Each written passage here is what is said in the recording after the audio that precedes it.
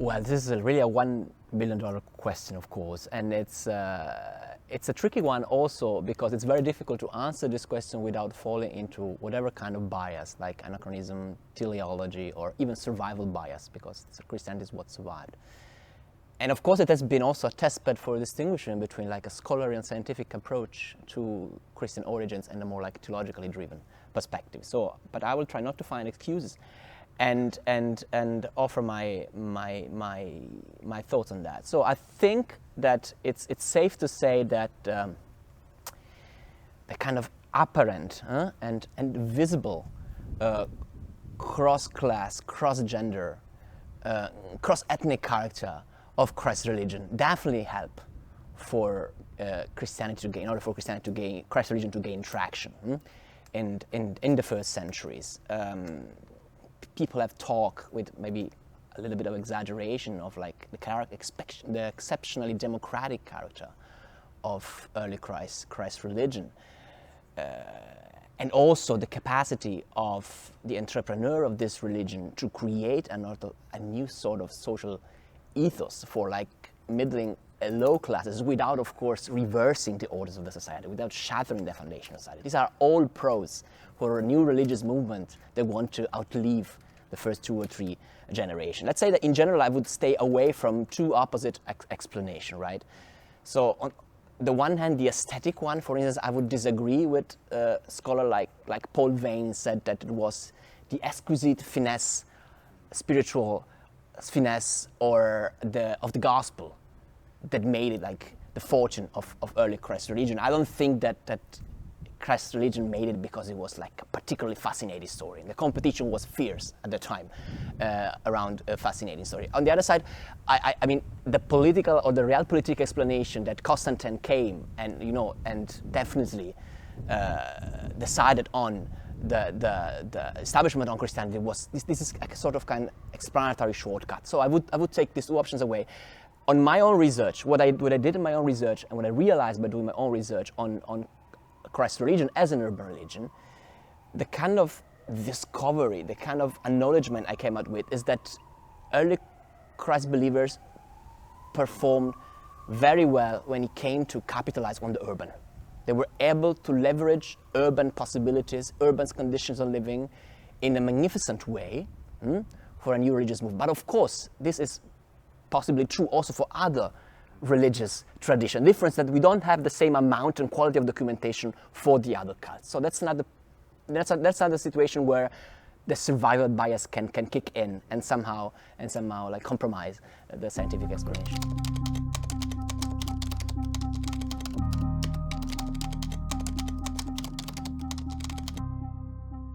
I think research on Christ's religion so far, which is still thriving and methodologically very sophisticated at the moment, focus too much on the city as such, on the geographical, material reality of the city. What is interesting is in order to see, to also try to find explanation about the success of the achievements of Christ's religion at the time, is looking out the urban. Cities are not just sceneries or arenas where things then religious happen. They are like producer of religious phenomena. They are enabling and constraining forces that impact on religious movement and religious communication. In the case of Christian, I mean, think about martyrdom. We normally think of martyrdom as a religious performance, but martyrdom is a full-fledged urban practice. Just leave aside the city and the urban possibilities offered by this great mass entertainers venues, and we don't have martyrdom literature.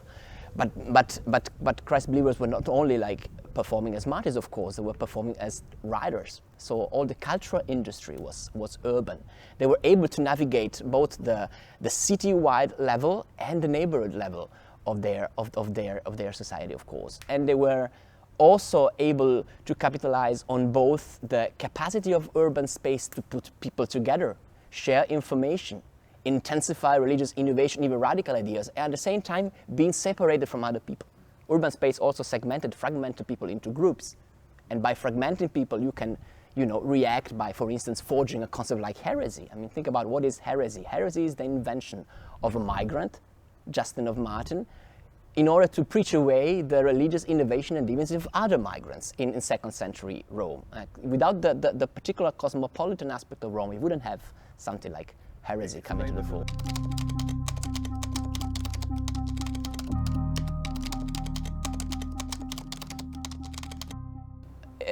Imagine you are like a religious entrepreneur, okay, in second century Rome, a big city of between like 450,000 and 1 million people, no? And you have like no particular means because you're not like a landowner.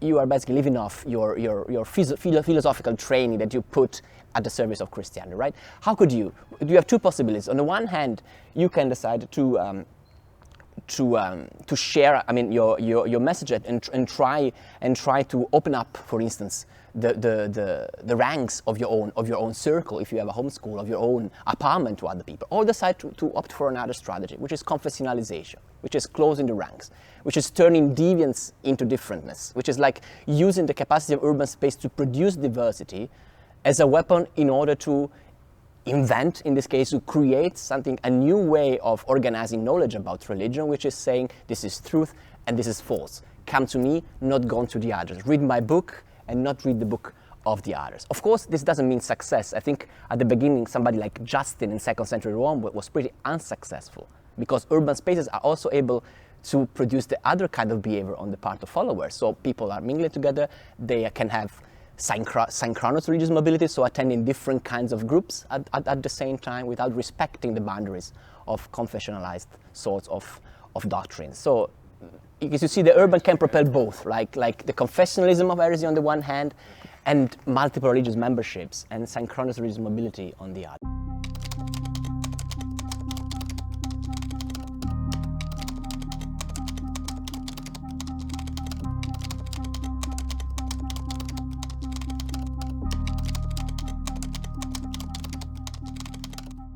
I mean, why there were migrants today?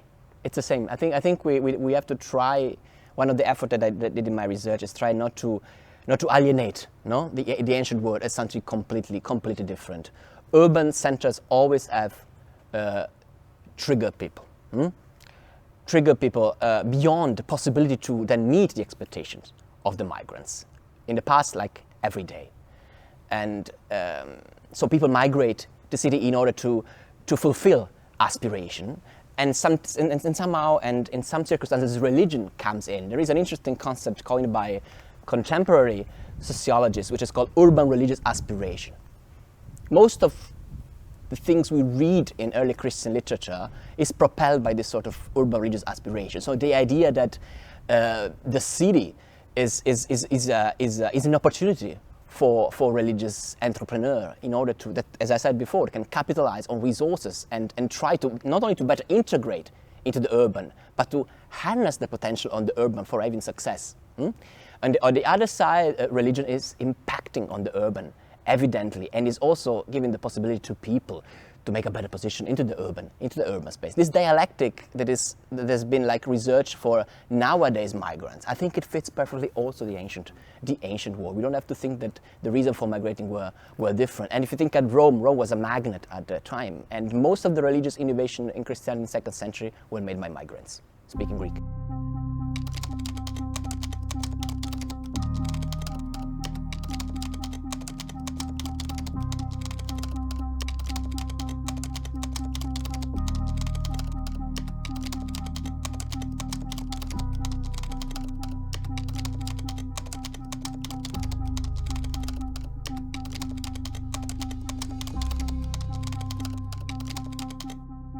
Yes, of course. I mean, we don't have to adhere to the perspective of our sources. I think you're right. I mean, most of the ancient Christian writers would be repelled by the idea that people convert to Christianity because it was nice. I mean, they did everything for distancing the kind of like literacy and wisdom contained in the text from the classic Greco-Roman standards of literary elegance. At least some of them. So I think, but on the other hand, we cannot avoid it. I mean, we cannot deny that aesthetic elements are also attractive when it comes to choose like a religion option among many. I simply don't think, I mean, but this is also personal, I simply don't think that the gospel, to use like a generic term, were in this sense exceptionally, aesthetically exceptionally over the average, and that this can be a reason why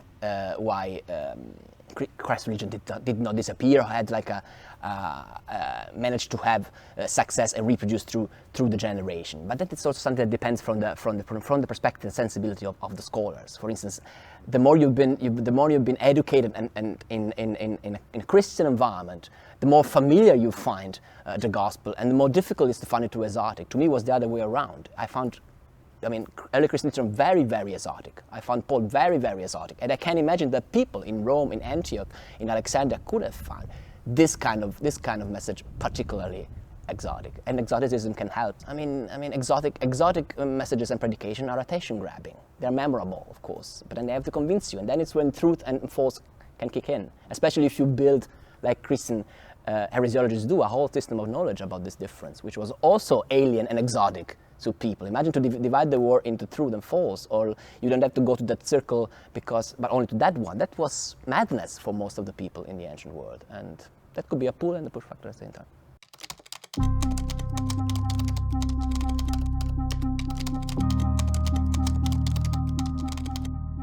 Well, I think I'm not a specialist of so-called mystery religion. I think one of the reasons it was the exoticism we'll be talking about. The other reason could be the extreme hybridity of these movements. Nowadays, it's very even inappropriate to talk explicitly about these new movements as Oriental or like Eastern, like as being like outburst of the East, being transplanted into Rome, for instance, or moved into the West. They are like mostly the product of like this continuous exchange between different kinds of constellation of ideas that were like migrating and hybridating with one another. In the sense, Christ's religion had to face a fierce competition, because we know that cults and religion which were not traditionally Roman, with traditionally Roman we mean like the classic political orchestration of civic religion, were plenty at that time, especially in the first or second century. So I think, of course, we concentrate a lot on the capacity of Christianity to outlive, but we should also pay attention to the capacity of these other cults to be successful for centuries before basically the Christian emperors close up shops for these cults somehow. So.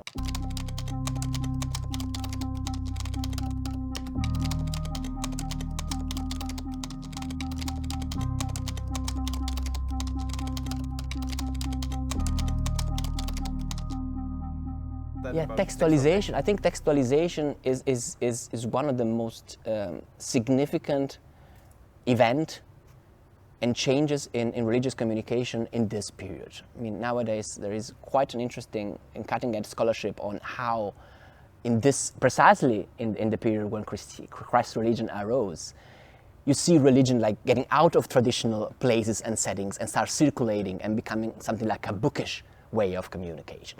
The interesting thing, I think, of Christianity is that Christ's religion, differently from, for instance, Rabbinic Judaism, didn't really invest in education somehow. In a way, early Christian writers and text producers managed to capitalize on all the possibility to consume a text-based culture in antiquity across the social spectrum, literate, semi-literate, and illiterate people, without raising the bar of cultural education, without like asking particularly demanding cognitive tasks. This was a brilliant, even populist way to cope with the fact that religion was circulating with books at the time, and it was absolutely brilliant, and one of the reasons why, one of the reasons why they performed so well.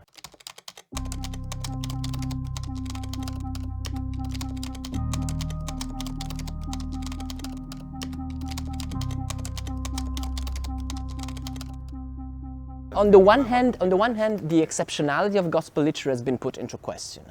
It were not only the only biographies of like holy man or heroic figure in the past. So in this sense, they were at the same time like they were not completely creating a genre.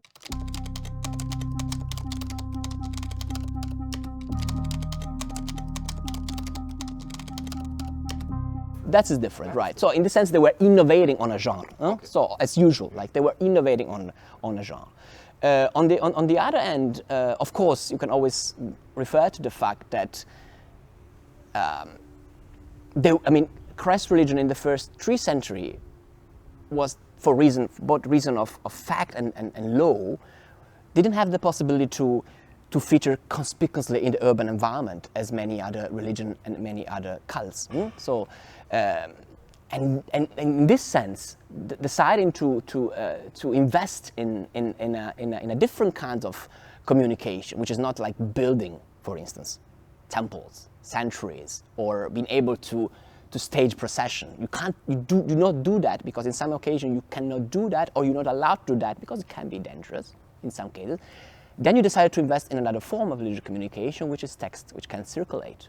Nowadays, like today, they can circulate, they can reach public, they can be read out, so they don't need the public to be literate in order to be consumed. I think that was, at the same time, a necessity and an opportunity that was taken on.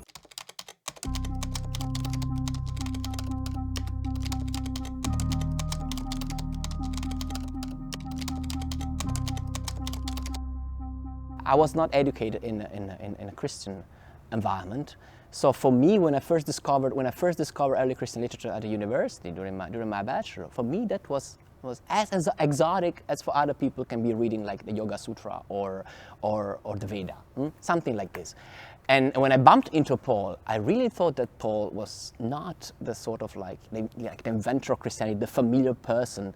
The apostle of the Gentiles, everybody is preached upon doing, the Sunday school and so on. For me, it was like, wow, it was like a hippie to me. It was very strange what it was written in this text. It was absolutely not familiar. And I think this is something that a great scholar of religion, which is Jonathan Smith, used to say. I mean, being able to defamiliarize ourselves from our tradition, and then also familiarize with other tradition, which means, for instance, not taking the past as something completely alienated from us. This is the right business for scholars of religion, and I think this is the reason why I think it's important to keep on doing in a scientific way. Of course, try not to be too biased.